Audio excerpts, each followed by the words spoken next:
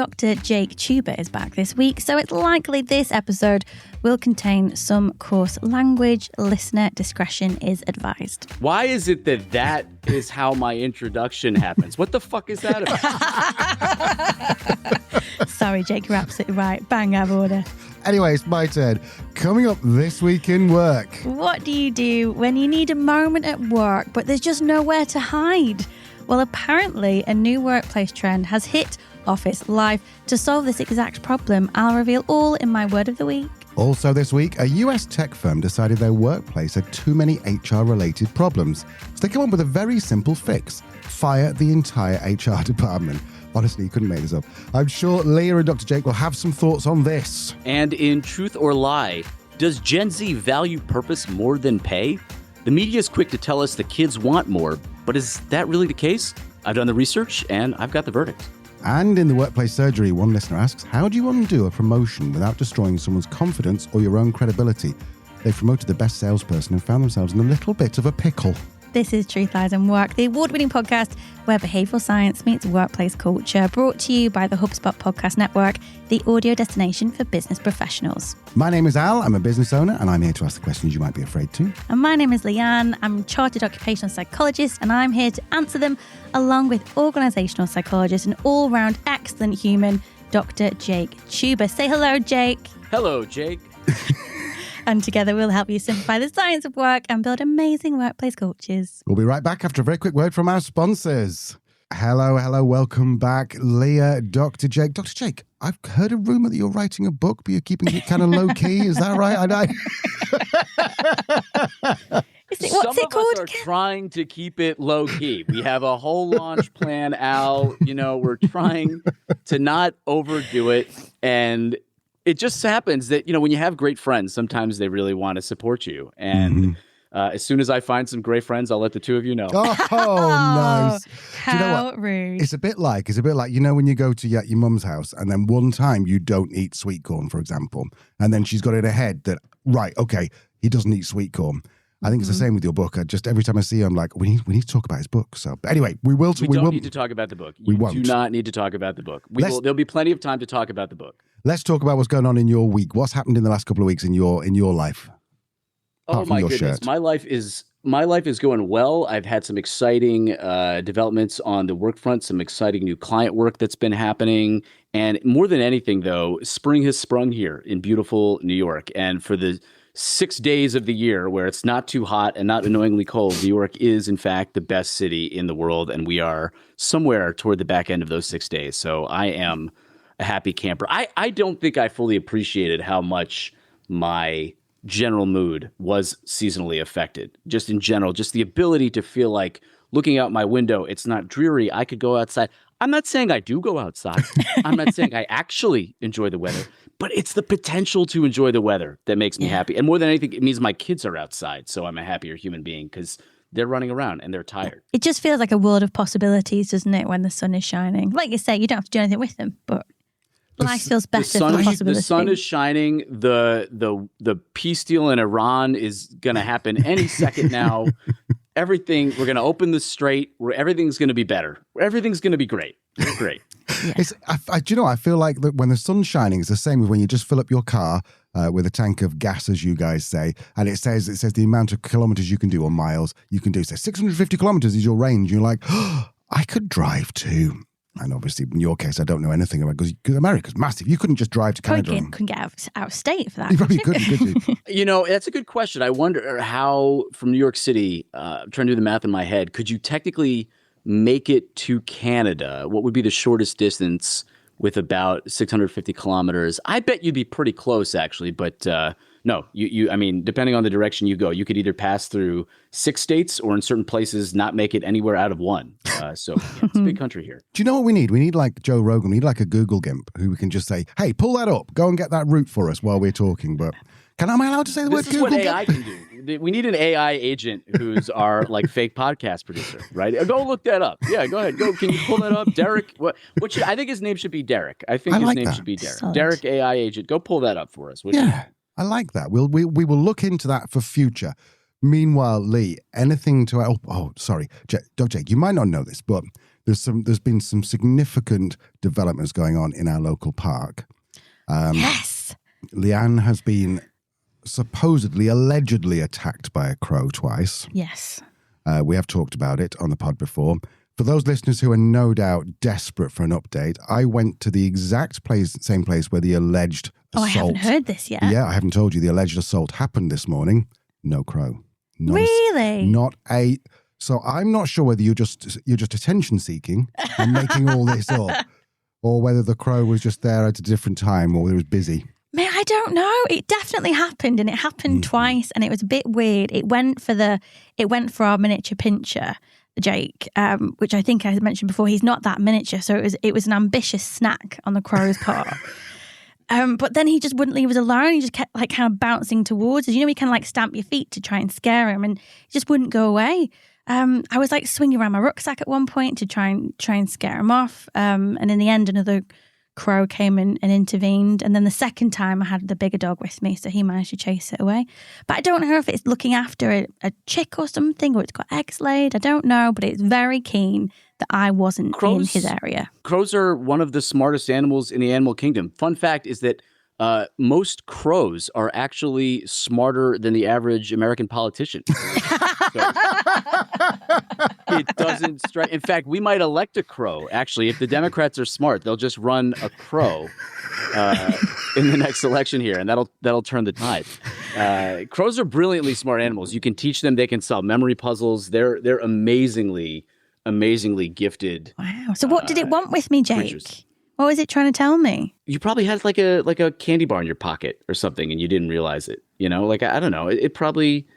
To be honest with you, listen, I wasn't there, and given Al's skepticism, I don't even know if this crow is real. So I'm not gonna indulge this fantasy until we have proof. In a world where everything is being filmed, there's no footage of this, Al. I'm suspicious. Thank you. This is very. Thank you very much. Suspect. It could be from the future, Leanne. Maybe it's got a message for you, which would be annoying if it was in Croatian, because then we'd have to translate it. It'd probably mistranslated. Anyway, Lee, anything to add before we go to your favourite time of the week? No, I feel humiliated enough. Let's carry on. Well, let's see if we can humiliate you some more with your favourite time of the week. This is the time for the news roundup. I don't normally say this bit. It's time for the news roundup, Al.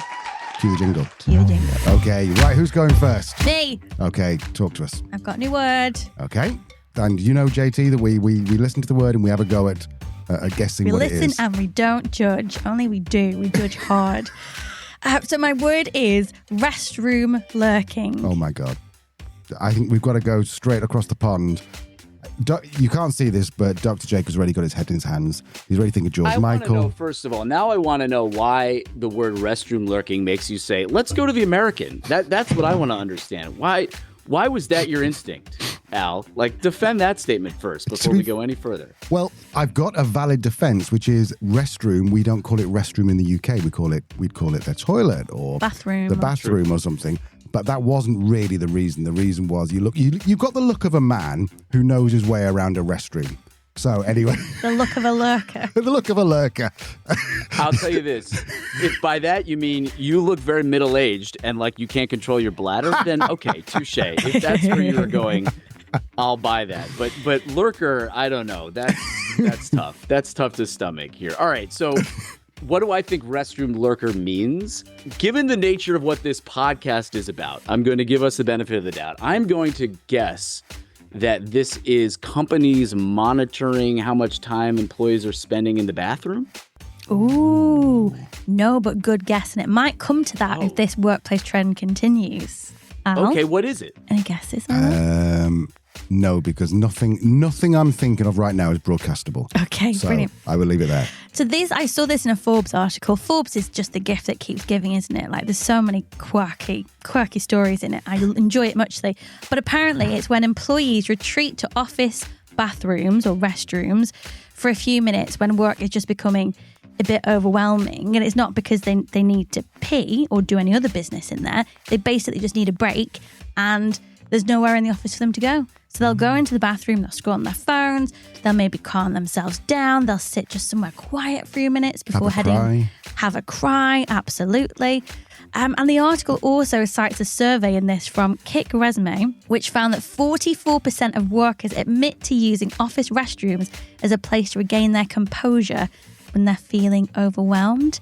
And 10% said they spend more than 10 minutes there at a time. And women are more likely than men to report doing it. The article is basically linking it to a wider workplace problem, not just about increasing workloads and kind of the constant connectivity and overload, but also the lack of quiet spaces in offices after a period of working from home or hybrid. Thoughts? Dr. J, as a fellow human male, I'm interested in your opinions on this.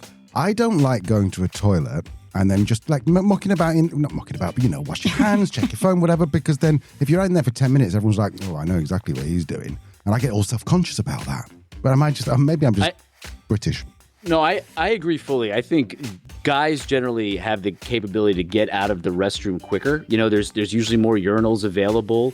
You're not usually waiting or anything like that. So if you're in the restroom for a long time as a guy, questions are being asked in a way where I feel like women get, rightly so, the benefit of the doubt of, doing things in there that maybe take more time. Maybe there's less available stalls. I'm with that 100%. So I don't want to spend any more time in restrooms than I have to. Like, I walk in there and I'm already like, how do I get out of here? Like, where's the nearest exit? Because also, Al, with guys' restrooms, even in an office, you can't quite tell how much of the liquid on the floor is just, excess perspiration from the plumbing versus urine. What is the mixture of the water to urine ratio on the floor? And I don't want my shoes involved in this. I don't want to think about, okay, well, in this office with these employees, this is probably mostly water. This is excess hydration from the urinal plumbing system.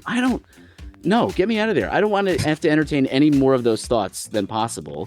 I'll just cry under my desk. I don't need to do that. I'm with you. Like women see restrooms as like an extension. No, this is a terrible thing to say because I started to say. Women see. Continue, no, please. Let's continue what I've tried. I can't wait to see how this turns out. Use restrooms, Al. Yeah, let's hear it. As like a sort of a lounge where very happily stand there, chat. Do a bit of makeup, as you say. This is my guessing because I've got a story about women's toilet. I'll tell you in a second. And so I think whereas men, like exactly what Dr. Jake said, I don't want to go in there, do my hair, check my I want to be in there, and the second the tap's off, I'm grabbing a towel as I'm walking out the door. I'm using my foot to open the door because I don't want to touch the handle because I've washed my hands, but I bet I'm in the minority there. No, I don't want to spend any more time in a toilet than I possibly can. Can I tell you really quickly? It's totally true. Go on, sorry. Go ahead. No, go ahead. You go. All right. No. You hang up. No, you go. No, you come on. No, you. You do it. Let me tell you really quickly the story, all right? So I was in a shopping centre, which amusingly was called Cockedge.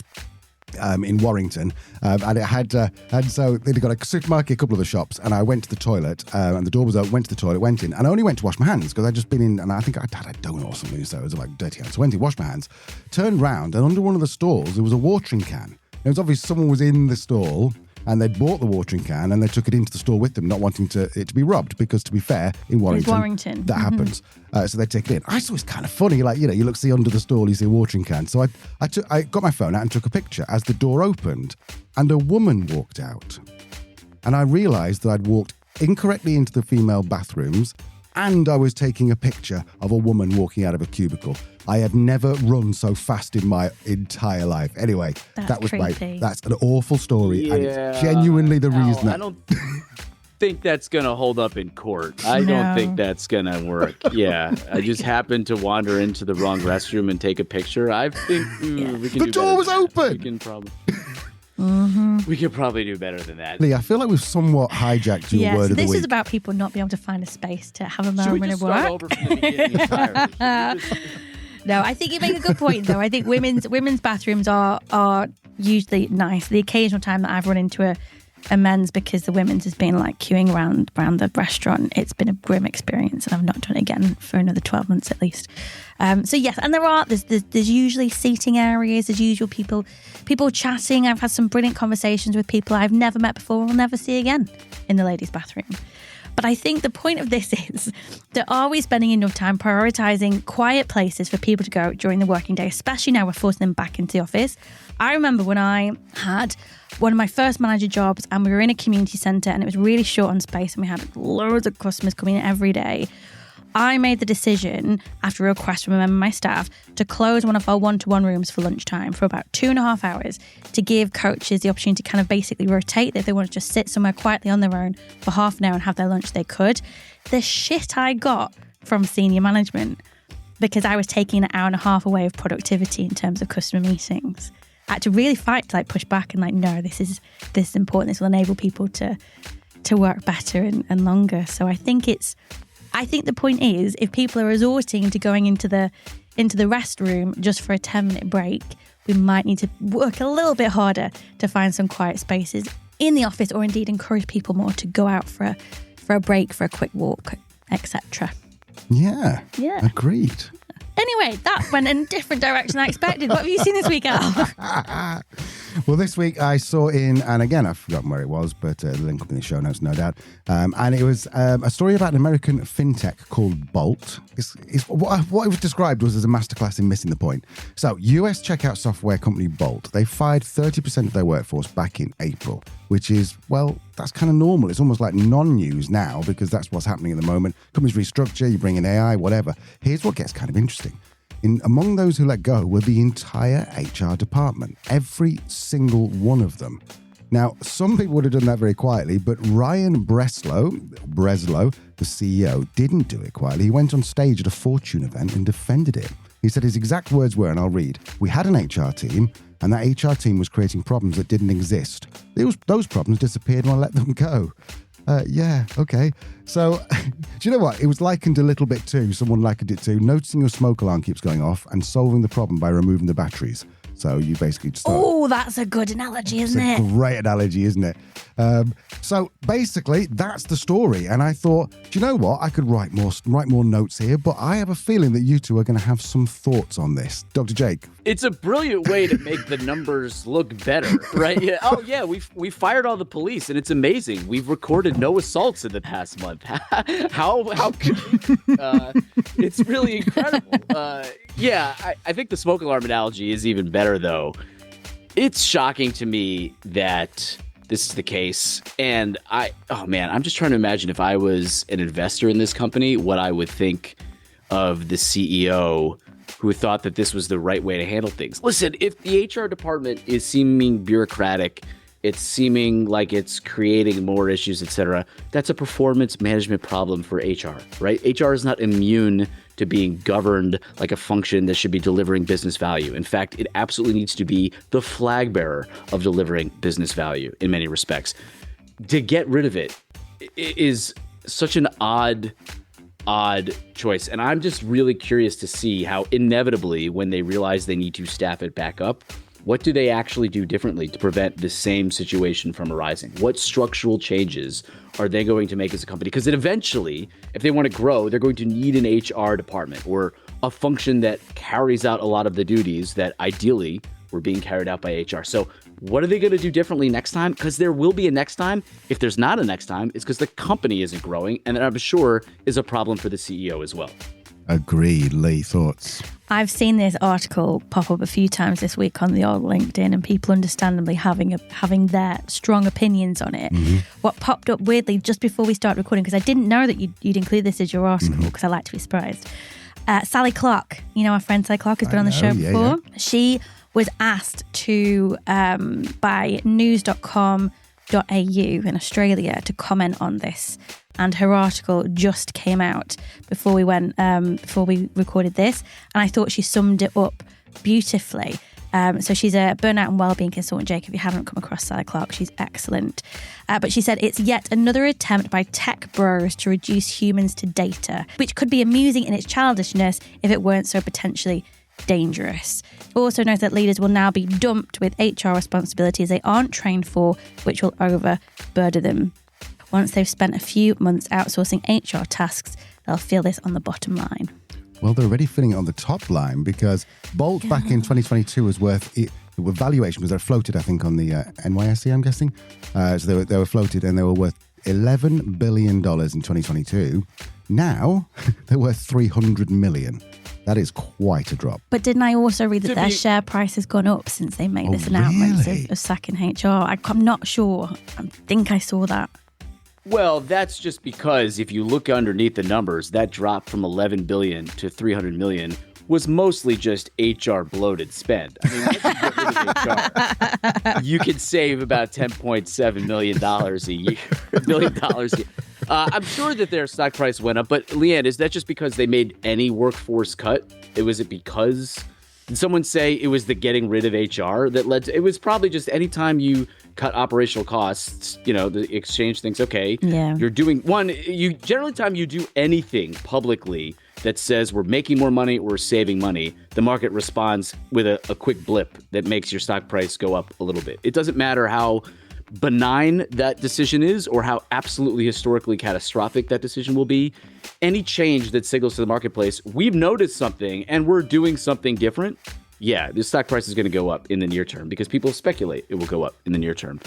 This sounds like an absurd decision. This is quite worrying, though. I'm trying to imagine what my experience would be like if I was an employee there that did not get fired. It was one of the 70% of its workforce that was retained. I would be very worried about what senior leadership might do because, yes, does HR, push paper and do things? Sure.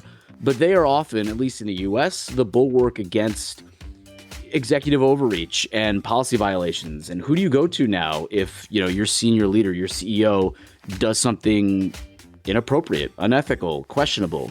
That's supposed to be a channel for you to utilize. And so if I'm an employee there, I'm not just worried about the state of the company and my future economically.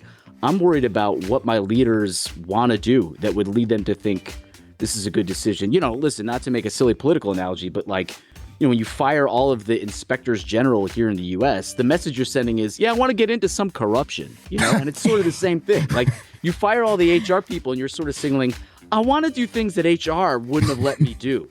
And that's not great. To be fair, they have said they've replaced it with a smaller department called People Operations, which are focused, this is for the purpose of balance, focused on employee support and training. It just doesn't sound like it. Sounds like they've got a few people who are just sitting there and will do what they're being told. Guys, anyway, the link will be in the show notes. Jake, we should probably go to break because we've got your truth or lie coming up next. We've been looking forward to all week.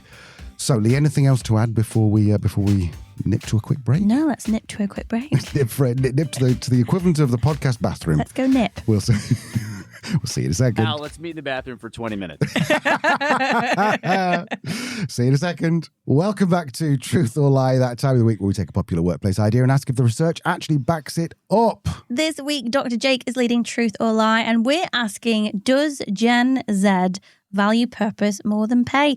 The media seems to think so, but what does the research say? Dr. Jake, over to you. I just wanted to hear you say Gen Z. I just love it when English folks say Z instead of Z. That's why I chose this topic. The answer that you're waiting for is somewhat yes, actually. Oh. It does seem that Gen Z does value purpose quite a bit, maybe not more than pay, and perhaps not necessarily for the reasons that the popular media might think. So there's been a lot of talk about this, and especially some global research firms, Deloitte and others, have looked at this. There was a global survey that Deloitte did conduct that found 89% of Gen Z respondents to the survey said that purpose is most important for job satisfaction and well-being, and around 44% reported leaving jobs that they felt lacked purpose. Krishna et al. In 2024, a little study found that Gen Z employees were often motivated by things like personal growth and meaningful contribution and ethical alignment rather than purely financial rewards. And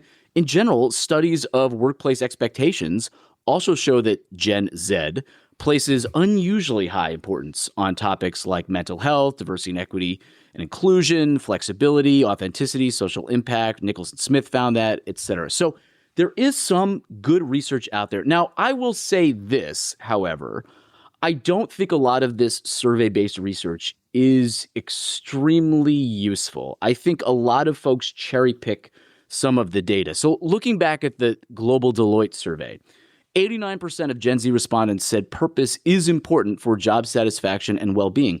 Well, is that a forced ranking question? I don't know. Is that saying that purpose is inherently more important? Or if you can just click, yeah, purpose is important, sure, I agree. There's no downside to saying yes to that. I'm not necessarily impressed by that stat. Similarly, 44% reported leaving jobs they felt lacked purpose. Well, is that the reason they left the job? Or is that, yes, I left this job and it also happened to lack purpose? Not to say that correlation wouldn't mean much, but I do think it's very easy to look at those stats and draw conclusions that Gen Z is just about purpose.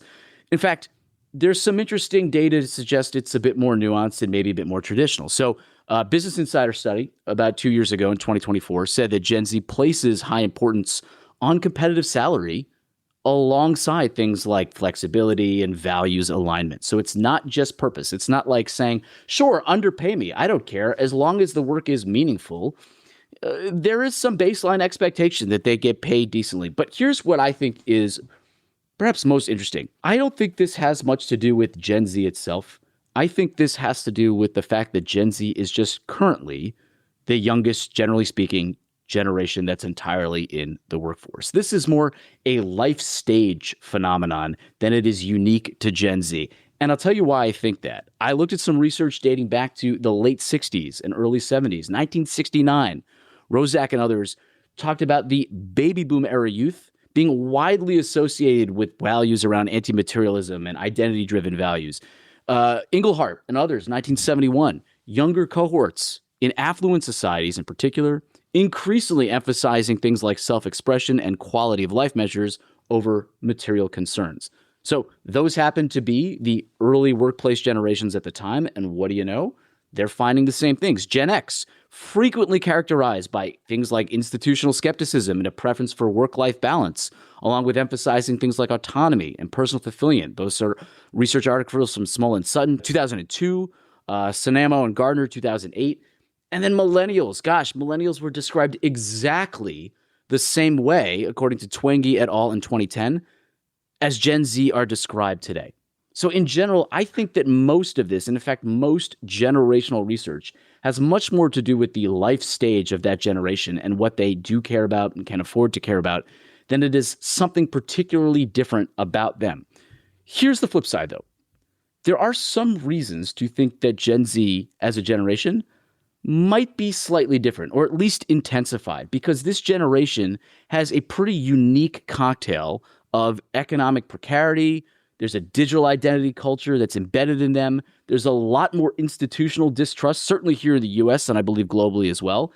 And then many of which entered the workforce right around the pandemic or just after, where global workplace attitudes shifted. So it is possible that this generation is experiencing something slightly different, but I don't know if that's because they were nurtured different or nature different. They're just finding themselves in a unique place to be in their 20s. So I think the most defensible research conclusion to the question of whether or not Gen Z really values purpose more than money is probably not that they're uniquely unconcerned with money. Rather, they appear to want meaning without sacrificing that financial security.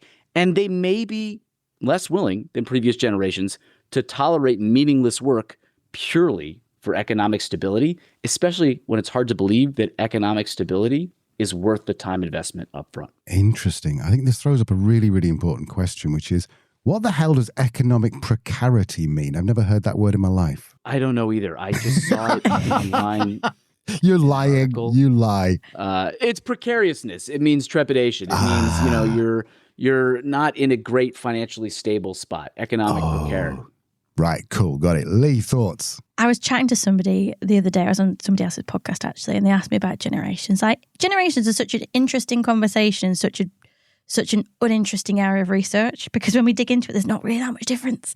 Like you say, we look at kind of research among the youth populations, it's been the same, since the boomers and beyond, as before that as well. We're not that different. And I think as well, I agree with you. I think there is something slightly different about the context of Gen Z, but equally, I wonder how that will play out if we do happen to maybe, I don't know, one day see a bit more stability, or indeed they age in a way that their careers require more stability, whether they have families, want to buy a house, etc. So I'll be interested to see how that plays out. But I also think on the flip side, it's like saying that millennials and Gen X and boomers don't care about meaningful work. Like, of course we do. Like in an ideal world, yeah, of course we would have work that is meaningful, because that is a really important aspect of organizational life. And it's an important aspect of maintaining our well-being and avoiding burnout. Meaningful work is the biggest predictor of work engagement, which is essentially the opposite psychological state of burnout. So it's very, very important for all of us to find some meaning and purpose in our life. And I would also argue that since the pandemic, I've seen a lot more of that shift in older generations. How many people, even just anecdotally, Al, do we know who are like 40 plus, who are having some significant career changes, are starting a business or they're changing industries because they've reached a point where they've gone, is this it? So they're now pursuing meaningful work. So it's like maybe Gen Z are just seeing it sooner because they've seen the disruption at the beginning of their career. I don't know. My thought is we're not that different as the media wants us to believe. And I would add to that conversation that I do think we're seeing the rise of a few factors that might make not necessarily this group of people different from an evolutionary perspective, but create a combination of both instability and opportunity that obviously makes doing things a bit differently in terms of how much you prioritize purpose a bit more rational. So there's a couple of different features here, right? To your point about boomers, that was a generation that not only had generally more stability, but the way, at least in the US and certainly in Western Europe and other places, there was a certain employee-employer contract. You stayed in the job long enough. You did your time.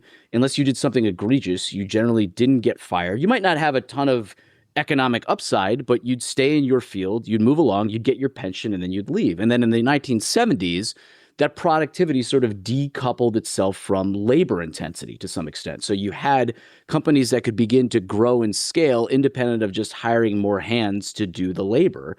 And once that happened, the risk balance started to shift as well. Companies sort of went away from, I'm going to provide you with your retirement if you stay here long enough, to in the US anyway, here's your 401k. You own the risk of that. You invest it. You handle that. And so you started to really see the beginning of the shifts that are really at hyperspeed now, really about 40 to 50 years ago. And in today's world, you have two things. You have the lack of predictability. It isn't like I just enter the workforce, I do my time, and it'll be okay. But you have two other factors, as I see it, at least two major ones. First is for Gen X and millennials, they entered and have been consumed in a workforce that was different from prior generations, in that work was something that could eat up your entire day and identity. And there was something nice prior to the existence of email that even if you had a knowledge work job, you went home at the end of the day. You could not keep doing your job.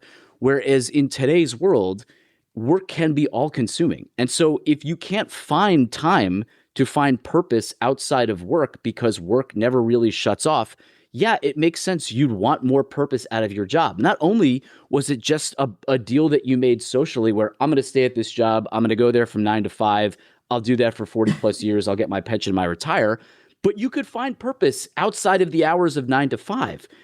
For Gen X and millennials, you kind of grew up in a work environment where work was just always potentially on, depending on the nature of your job, of course. And so if that is something that can be all encompassing, it makes sense that progressively more and more generations are going to say, hang on a second. If work is something that never goes away, it better be purposeful. I can't have that second hobby, that second part of my identity. It's going to be more all encompassing. So you have that factor. And then the second one is, in my mind, you also have more economic opportunity to go and do something differently now. It was hard to go start your own business a long time ago. The technology didn't exist. The geography was a constraint.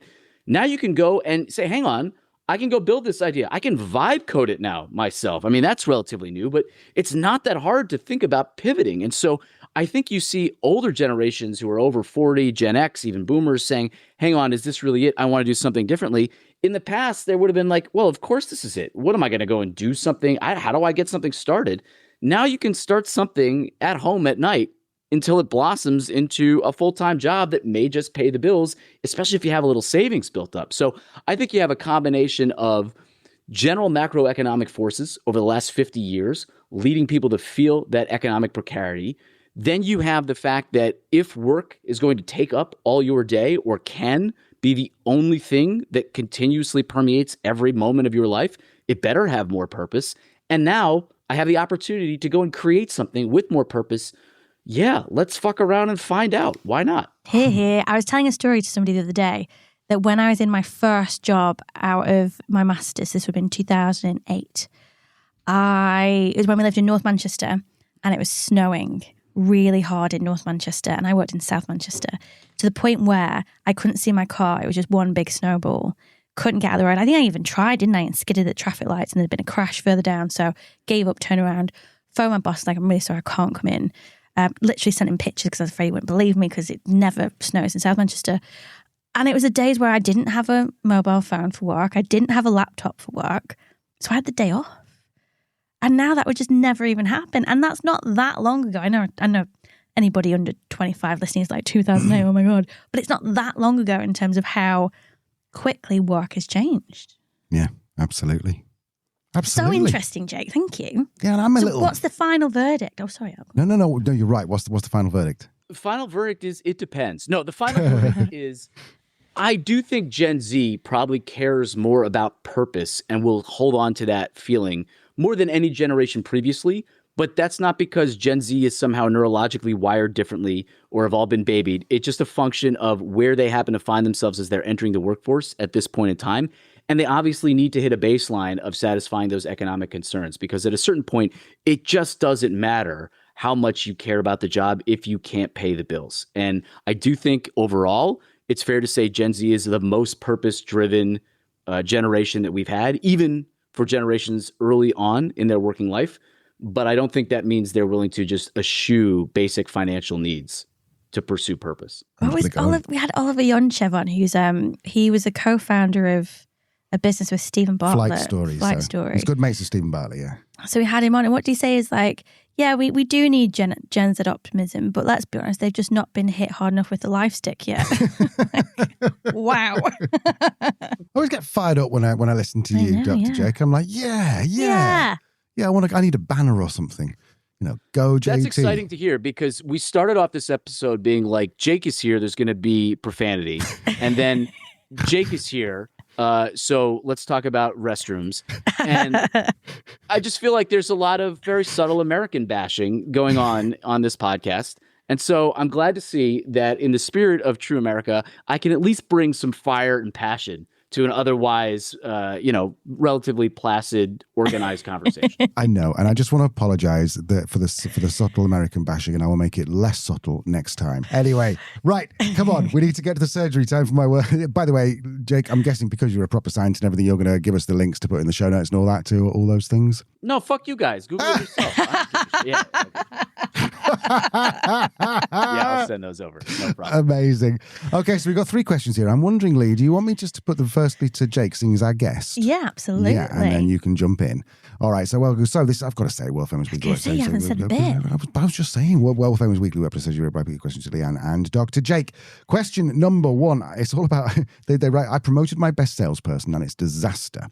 So this person said, my salesperson was brilliant at selling, very tenacious, persuasive, brilliant with clients, but as a manager, she's an absolute disaster. She micromanages, can't delegate, and her team's turnover is through the roof. Oh, team's turnover, of staff. I see, I thought you meant turnover of revenue. I created this problem by promoting her, and now I have to either move her back, which will humiliate her, or keep watching the team fall apart. Dr. Jake, I think the core question is, can you undo a promotion without destroying someone's confidence or credibility? Probably not in the short term, but I kind of object to the premise of this question, right? I think, yes, the question is a good one. How do you undo a promotion without destroying someone's confidence or credibility? You probably don't. I think the disaster here, though, to be blunt, lies with the person who promoted them, not the ineffectiveness of the manager. First of all, stop me if you've heard this before.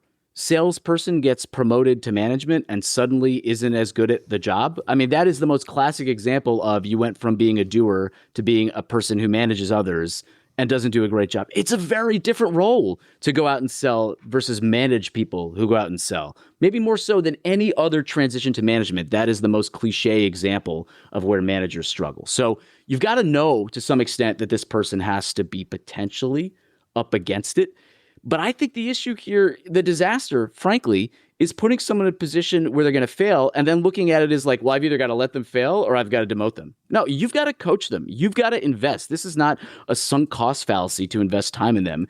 You put them in this position because you think they have the potential, hopefully, to manage, not just because they're the best seller and they could be the person who manages the other sellers.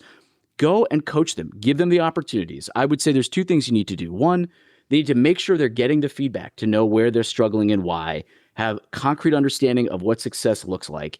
But ideally, then the conversation has much more of a coaching cadence than a supervisory, you must do this cadence. And it's asking them about where they're seeing their gaps, what kind of support they want, how to put a plan together. You're using much more of a curiosity perspective in trying to help them be successful. And ideally, the person who sent this in makes their most important job facilitating this person's success as a manager, not figuring out how to get a better manager in their spot because they're going to either demote them or let them fail. So I absolutely understand the challenge this person is in. I don't want to sound too harsh. It's tough to see somebody that you've promoted to manager really struggle. That's on you. That's your responsibility. If you put them in that position, you've got to give them at least sufficient time and tools to succeed. If after some coaching, if after a real try, they don't make it, try to move them to a role where they're going to be successful. It's not necessarily a demotion. It's just a recognition of their skill set and where it's best utilized. They may opt out, but this is on this person to coach them up, not just demote them with grace. I certainly know that is a really tough transition for a lot of really talented individual contributor sales folks to move into management. It's something that's been written about a great deal, and that is a very common challenge, but it is certainly one that you can work on if you aspire to be a senior leader and oversee others and you have a sales background. Even if it's not what you deem your natural skill set, they are very much learnable skills if you're willing to put in the time and energy. Excellent. Lee, any thoughts on that? I agree. The skills are different, aren't they? Is it the Peter principle? You're promoted to your level of incompetence. And I think we see that in sales more than any other kind of vertical. I always think you're better going for the person who's kind of mid salesperson, but showing really positive like pro-social skills in terms of collaboration and communication and teamwork and all that kind of stuff. Handle this very, very carefully. I agree with everything Jake said. This is all about coaching and supporting that person before anything else. I was demoted from my first management role, and it is humiliating. It is so hard. I wasn't struggling with the team aspect of things in terms of recruiting them and training them and managing them. I was absolutely fine on that. Mine was more kind of the ops side and the finance side. That was just out of my depth. I was 27, completely out of my depth. But in my demotion to a smaller area still as a manager, my manager stepped up and became much more of a coach to me, much more of a mentor to me, taught me all the things I needed to know, supported me really hands-on at first, stepped back over time, gave me more autonomy when I felt confident and he felt confident in that as well. Lots of coaching conversations. And I ended up getting promoted above the role that I got demoted from. So you can absolutely turn this around with the right support. So your energy right now needs to go on protecting this person, and because it could have a huge ripple impact on the rest of their career. So you need to put in some effort to see if you can turn this around. I'm not surprised that you were able to turn around that way with the help of some great coaching. It does make me curious about this notion of getting demoted. This is purely anecdotal. I'm going to go and look this up. I would encourage our listeners to let us know what they think about it, what they've experienced. I feel like demotions happen less now than they used to. I think in today's world, if you get in a role that you're not good at, they may just move you elsewhere or quote unquote manage you out of the organization. I don't hear many stories of somebody being in a role and them saying, we like you, you're not good at this job, so we're literally going to drop you back down a level. That just doesn't seem to happen. And I wonder, is that just my very limited set of observational data here? Is that actually true? But I do not feel like I've heard in years an actual story of somebody truly being demoted, or at least it being called a demotion, even if in practice that's effectively what happened when you go from managing a large team to being put, off in a corner somewhere. The notion of demotion, the demotion notion, as they say. I wonder if that has actually diminished over time. I would love to hear whether others would agree with that. Maybe if it differs from geography from one place to place. Yeah, There we go. That's your new TED Talk, the notion of demotion. I like it. it. Okay, on to question number 2. This person says they're a hypocrite, but they don't know quite how to stop. So they write, I tell my team to take breaks, protect their evenings, and ask for help when they're struggling. However, I never do any of these things myself. I'm always the last one to leave, the first one in, and the only person who can't switch off at weekends because the business is always on my mind. I know I'm a hypocrite and I know it's unsustainable, but I don't know how to lead a well-being culture when I can't model it myself. Wow, interesting. So they already know. They know a lot about this because people don't usually use the words model it myself. They're watching listening to you, Leanne, and you, Dr. Jake. The last question is this just what it costs to own a business? Dr. Jake. I certainly think that part of owning a business and running it is that it's always on your mind and it never goes away. That's just been my personal experience. I work with a lot of founder CEOs, and that is how they're wired. It ultimately falls back on you. You don't usually just put it away. So I do think to some extent that is part of the cost of owning a business, if you will. I absolutely love the desire to create a culture of well-being if they think that it benefits the business. And generally speaking, cultures of well-being do benefit businesses in most cases. So I absolutely love and commend this effort to do it. I would say, to be blunt, you've probably got two options. You've either got to force yourself to live it, or you've got to force yourself to interact with the rest of your business in a way that doesn't pull any one of those directions. That means if you're thinking about the business and need to get something sent after hours, you delay send it so it doesn't hit their inbox until 9:15 the next morning. That means that if there's conversations that you might want to have that might make your day a little bit easier the next day, but might make someone's evening a little bit more intense for them, you simply sacrifice it and don't do it. So you don't have to stop thinking about it, but you have to stop putting others in a position where they need to be thinking about it. And so it doesn't necessarily mean you need to model it so much as you need to engender it. You need to create the interactivity and the communication circumstances. And I would say also, you can do this from policy. So you can put into place policies around not using certain devices at certain hours or guaranteeing that people are inaccessible at certain times. And then you have to hold yourself accountable to those policies, not just your intuitions. So I would say put into place well-being based policies and then accountability mechanisms that force you to be beholden to them, whether that's shutting off your email servers for certain hours or doing certain things that, a little bit more of a technological intervention. I absolutely think there's ways, but the best way to do it is to create a set of norms and explicit rules that are, generally speaking, more explicit rule than just norm. Write those down, codify them, and then think of yourself just as an employee as anyone else, and you are beholden to that because you may not be able to model not thinking about the business off hours, but you can certainly create circumstances and situations where you have no choice but not to be interacting with the business and your employees during those hours. Nice, Lee. Yeah, I love that.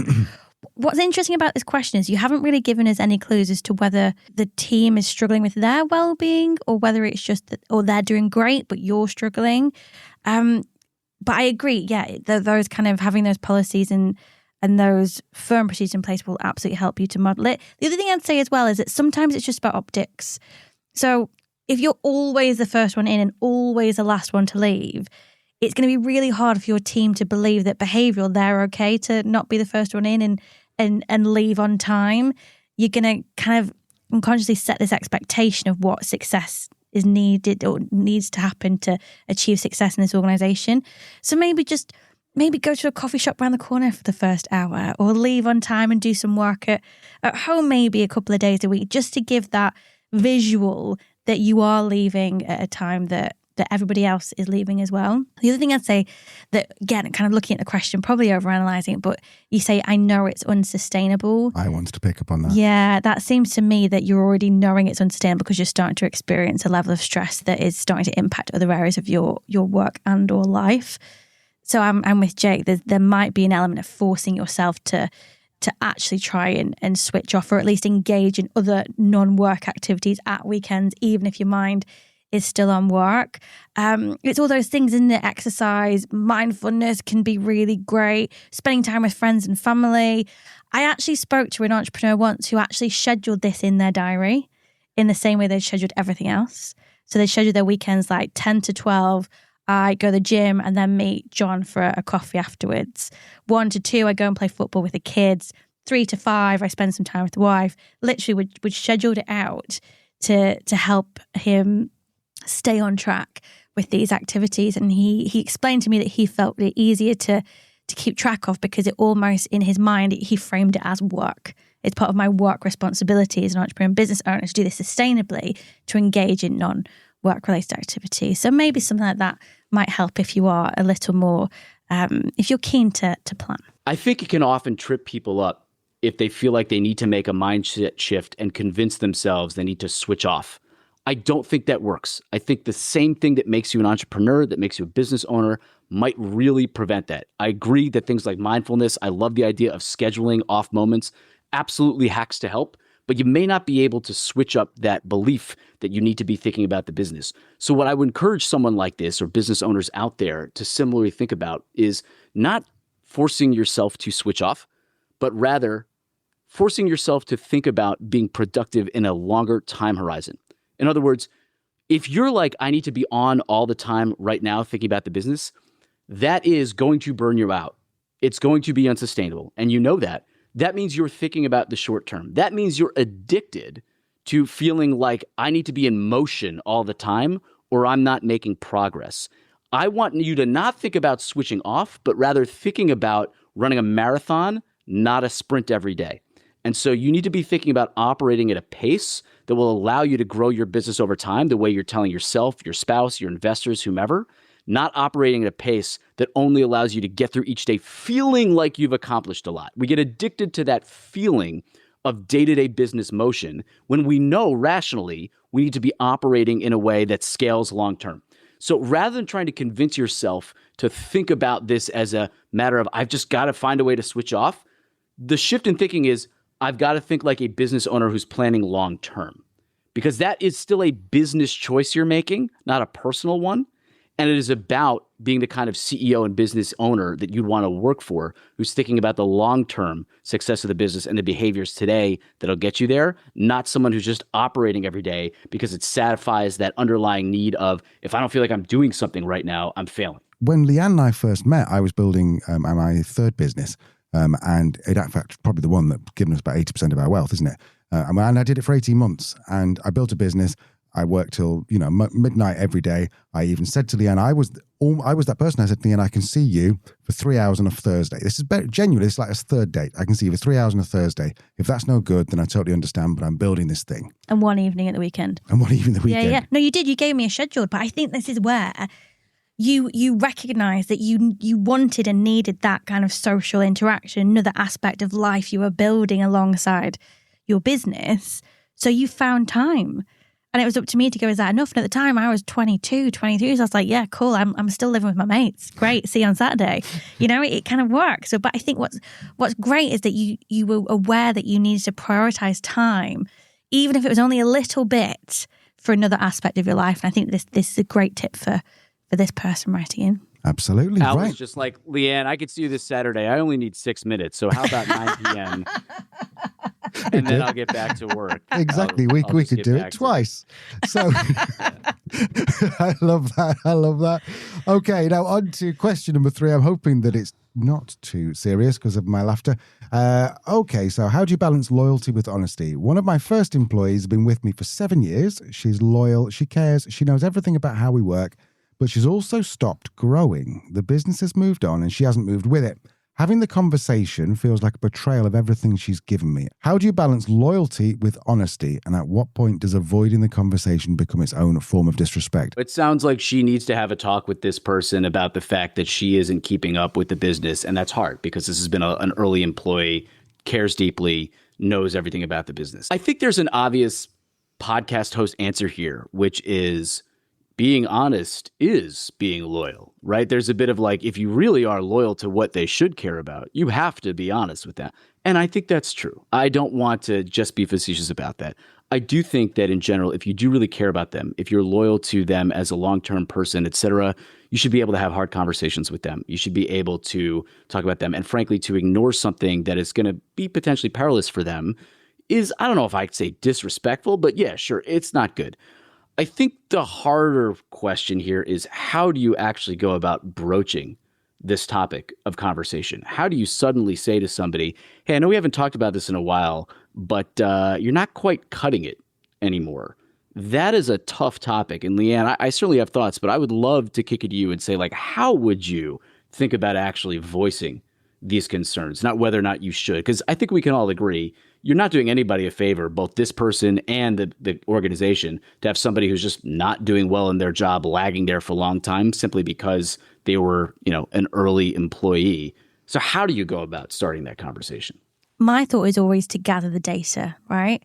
And I'd want to start with that person and check in with them. Particularly if you're growing at a point where you maybe don't have one-to-ones as regular as you did, or don't check in the same way that you might have done when they were one of your first employees. And sitting down and having that conversation, just checking in, like, are they all right? What's going on? How's life? What else is happening in your world? Maybe there's something completely outside of work that's having an impact on this individual and their growth within the organisation or their approach to work. It could be absolutely nothing to do with work and entirely about something else. So that would be my place to start, is to just check in with this person and see how things are going in general. And then second, I'd look at, well, what data do I have that this person has stopped growing? What data do I have that this person isn't cutting it or isn't keeping up with the rest of the team? If it's just a feeling or a gut, or you just got some fresh faces in who are really enthusiastic, that's not good enough to go and have that conversation in a way that's going to be constructive and helpful. You're going to have to look at performance data. You're going to have to look at sign up to training, or how often this person puts their hand up to help with different projects. You're going to need those data points to go to this person and say, look, I actually didn't sign up for any training programs in the last 6 months. I noticed that performance-wise, you kind of dropped down 20% or so, and then you can talk about it as a performance conversation. Yes, there is a personal aspect of this, and it's really freaking hard. I've been in this situation. So it's also important to remember that in terms of growing a business and the team that will help you do that, the people that got you from startup to where you are now might not be the people who are going to get you from where you are now to where you want to be in the future.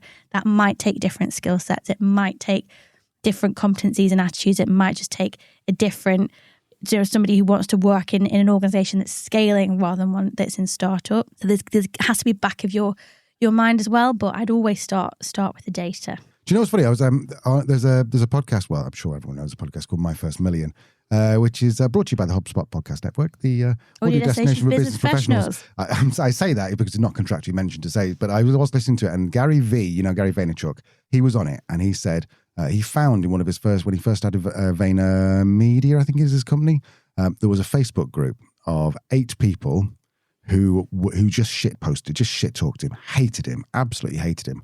And he found out about this, and he said, can you do some research? The person who was looking into it. And each one of those 8 people were the people who he'd probably put off firing for 18 months because they were there from the beginning, and he put off firing for 18 months. And he's now reached out to all of them. He's now friends with most of them. Everything's okay. But his point was, shit, man, I thought I was being a great manager by saying, yeah, all right, see you after the weekend, while I'm planning their exit over the weekend. And actually, I should have just gone, dude, we need to talk.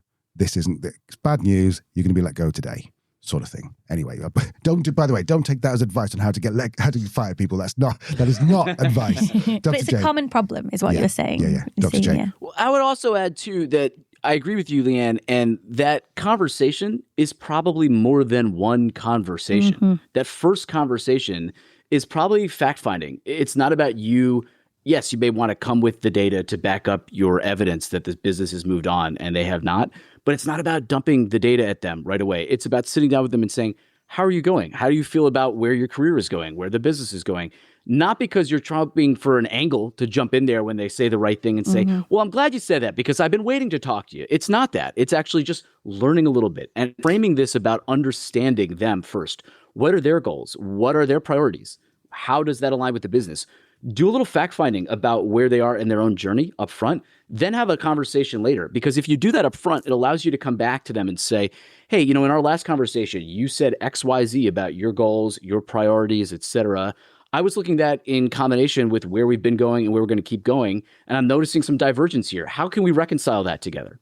Right? It just gives you a much greater opportunity to have them be a partner to you in moving forward, as opposed to you feeling like you need to level the hammer in a single conversation and tell them they've screwed up. So start with understanding what they want to achieve, where their goals are, et cetera, and you'll be able to have a much more productive conversation that allows you to frame both the business interests and their interests in a mutually inclusive way. Agreed. And I also think as well, this is a really good opportunity for you as a leader and manager to get in the habit of having these conversations more regularly, because the best managers do, don't they, Jake? The best managers will have these conversations, know exactly what the goals are of their employees and where they want to take their career. We've spoken to managers, haven't we, through our work, who know that their employee is going to leave in 3 years because they want to retrain to go and do something entirely different. but they're supporting them through that because they know they've got 3 great years and 3 years of excellent work. So I think if you're open to having these conversations constantly, then you won't get blindsided or surprised, and certainly these conversations won't feel as awkward. Certainly a hallmark of effective management is one where no one is ever really blindsided to learn almost anything. I mean, that's not always possible. Your company's going to make new announcements that have to be kept under wraps for a while. Certainly the first time you hear about some underperformance has to be new to you. There has to be a first time for everything. But certainly there should never be these big moments where it's an annual review conversation or it's just a conversation that's long overdue and you've had to have, and you're giving someone a very meaty piece of information for the first time. Ideally, good performance management means they're getting enough consistent data and feedback that by the time you're having the conversation, it's obvious to them what's been going on. And this is a necessary conversation to have to figure out what's next, not one where you finally give them the information that they have been searching for or needed and didn't know. Absolutely. Brilliant. Thank you so much, Dr. Jake Chuba, Leanne Elliott. Next Thursday, we are joined by Vince Sanderson, expert in leadership and management development. Huge on the TikTok. Huge on the TikTok. Got 26.5 million views, I think, on TikTok. Big cheese, Cheddar. but also just a genuinely lovely guy. And he's from the north, well, almost the north of England. We prefer people from the north of England than North America, I think, to be fair. But at least you're from the north, Jake. That's the main thing, eh? Exactly. If you want to join us, and people have given us loads of feedback, by the way, on this kind of format where we do bring on a guest. So if there's someone you can think of whom you might want to bring back, I know Dr. Jake's coming back. Really looking forward to that. Dr. Jake, thank you so much. What are you up to now? Are you going to go off and make up more words like economic precarity? The rest of my day consists of a few calls and crying in the corner about being insulted as the American on the show. That's gonna be my Love it. Okay, make sure you go and check out Dr. Jake. Make sure you go and check out his LinkedIn. And no, I don't think he is doing a book, is he? No, we won't mention that. Lee, anything to add before we let people go? Just the usual: subscribe, leave a review. We've had some lovely reviews recently, actually from American listeners. Oh. So clearly they like us, Jake. It's not us, it's you. So yeah, leave us a review. It really does help people to find the show. Get over to LinkedIn during the conversation. That's where I post and where Al started posting recently as well. If you haven't seen the beautiful painting that he did over the weekend, go and check it out. Do not. Yeah, I'll leave all the links in the show notes. See you soon.